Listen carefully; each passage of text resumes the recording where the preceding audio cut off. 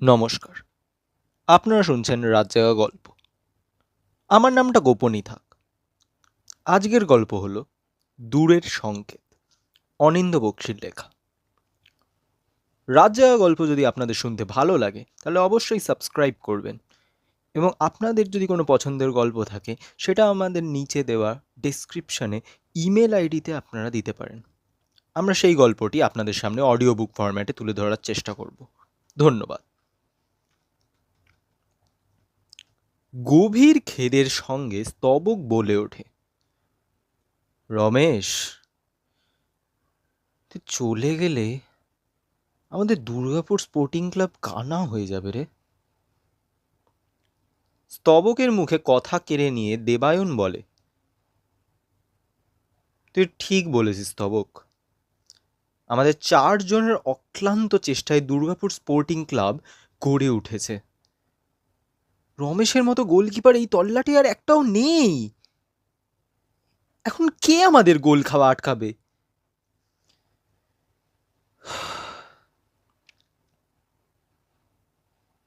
School final পর্যন্ত তোর পক্ষে কি দুর্গাপুরে থাকা সম্ভব নয়? 4 বন্ধুতে মিলে দুর্গাপুরের খেলার মাঠে পা ছড়িয়ে বসে গল্প করছিল। সন্ধ্যের অন্ধকার তখন নামতে শুরু করেছে। মাঠের একটা নির্জন কোণে তারা ছাড়া আর কেউ উপস্থিত ছিল না। দলের চতুর্থ জন রমেশ জানা এবার মুখ খুলল। ক্লিষ্ট কণ্ঠে রমেশ বলল, না রে, তা সম্ভব নয়। বাবা কলকাতায় বদলি হয়ে যাচ্ছেন, আমার পক্ষে আর দুর্গাপুরে থাকা সম্ভব নয়। তোদেরকে বিশেষ করে দুর্গাপুর স্পোর্টিং ক্লাবকে ছেড়ে যেতে আমার প্রাণ ফেটে যাচ্ছে। তবু উপায় নেই, যেতেই হবে। তবে তোদের সঙ্গে আমি যোগাযোগ রেখে চলবো। বড় খেলা থাকলে আমি ঠিক দুর্গাপুরে এসে হাজির হব। অতি কষ্টে ঢোক গিলে অর্ণব টিপ্পনি কাটে, দেখ, আমাদের 4 জনের মধ্যে স্তবক হচ্ছে স্ট্রাইকার, দেবায়ন হচ্ছে লিঙ্কম্যান, আমি হচ্ছে ফুল ব্যাক, আর রমেশ গোলি। অর্ণবকে বাধা দিয়ে দেবায়ন বলে ওঠে, তার মানে পুরো টিমের একটা লাইন হচ্ছে আমরাই 4 জন। স্তবক সঙ্গে সঙ্গে যোগ দেয়, লাইনের একটা বিন্দু ছিটকে যাওয়া মানে পুরো টিমটা দুর্বল হয়ে পড়া। তো তো তোরা তোরা অত শত ভাবিস না। সামনের বোকারো শিল্ডের ফাইনালে জান দিয়ে লড়ে যা। দুর্গাপুর স্পোর্টিং ক্লাবকে এবারকার শিল্ড চ্যাম্পিয়ন হতেই হবে। 4 বন্ধুর প্রত্যেকেই দুর্গাপুরে থাকে। স্থানীয় এক ইংরাজি মাধ্যম স্কুলে ক্লাস 10-এ সবাই পড়ে।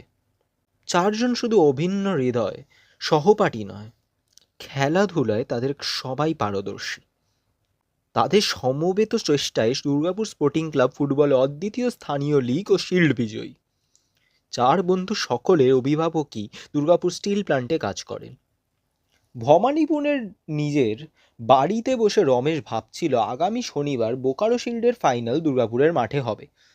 বোকারো 11 ফাইনালে উঠেছে, তারাও শক্তিশালী দল। রমেশ কলকাতায় চলে এলেও শিল্ডের ফাইনাল খেলতে তাকে দুর্গাপুর যেতে হবে। কাল সকালে উঠেই ব্ল্যাক ডায়মন্ড ধরতে হবে। ফাইনাল খেলা অমীমাংসিত থাকলে তাকে দুর্গাপুর 2-4 দিন থাকতে হবে। রমেশ তাড়াহুড়ো করে জিনিসপত্র গোছাচ্ছিল। ঢং ঢং করে ঘড়িতে রাত 10টা বাজল। খাওয়া দাওয়া হয়ে গিয়েছিল। দক্ষিণের ঘরটাতে রমেশ একলাই শুতো। দরজাটা ক্যাঁচ করে শব্দ হইতে রমেশ উৎকণ্ঠ হয়ে ওঠে। ভেজানো দরজা খুলে বাইরে উকি মারে, না, কোথাও কেউ নেই। দরজাটায় ছিটকিনি লাগিয়ে রমেশ আবার সুটকেস গোছাতে থাকে। ঘড়িতে ভোর 4টে অ্যালার্ম দেওয়া আছে, এবার শুয়ে পড়তে হবে। হঠাৎ কে যেন রমেশ বলে ডেকে ওঠে। সুটকেসের ডালাটা বন্ধ করে রমেশ অবাক হয়ে যায়। বিস্মিত কণ্ঠে বলে ওঠে, আরে স্তবক, তুই কখন এলি? কালকেই তো বোকারো শিল্ডের ফাইনাল খেলা। ভোরবেলায় হাওড়া স্টেশনে গিয়ে ট্রেন ধরবো বলে সুটকেস গোছালাম ঠিক করে। স্তবক সুন্দর ভট্টাচার্য হাসল। রমেশের মনে হলো বড় ম্লান, বড় বিষণ্ণ সে হাসি।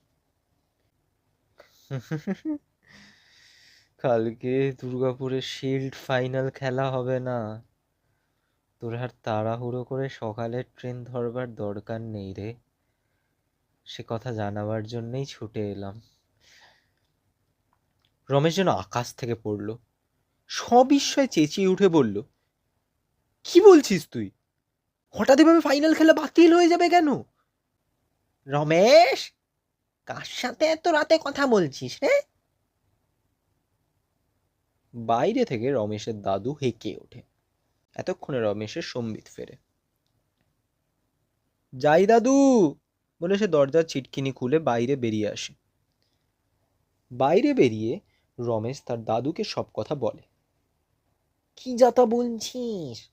সদর দরজা বন্ধ, দরজার কলিং বেল বাজলো না, অথচ তোর বন্ধু দুর্গাপুর থেকে কি হাওয়া করে ঘরের ভেতর ঢুকে পড়লো? আরে তাই তো।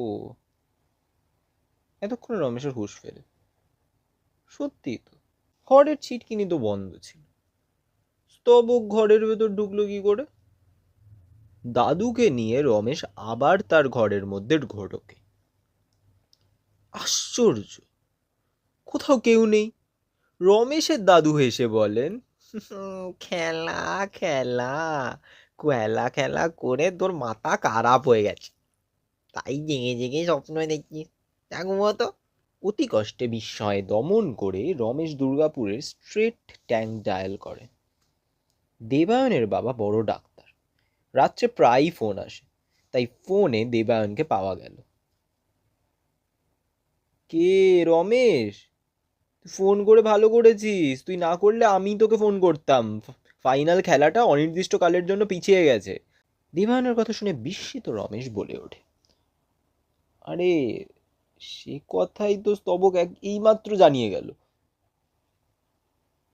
হ্যাঁ, স্তবক? কি বলছিস তুই? হ্যাঁ, ঠিকই বলছি। দেবায়নের কথার জবাবে রমেশ পূর্বাপর ঘটনা বিবৃত করে।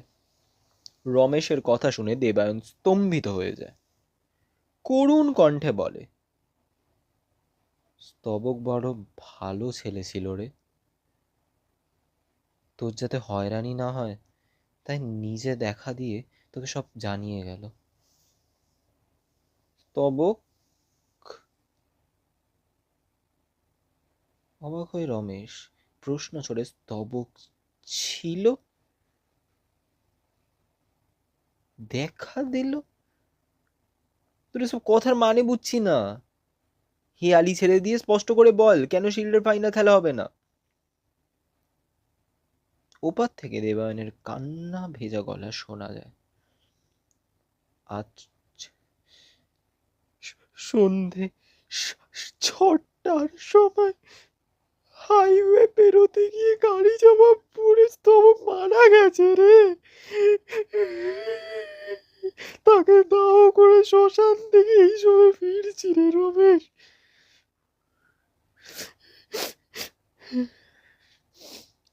রমেশ ফোনটা কেটে দেয়।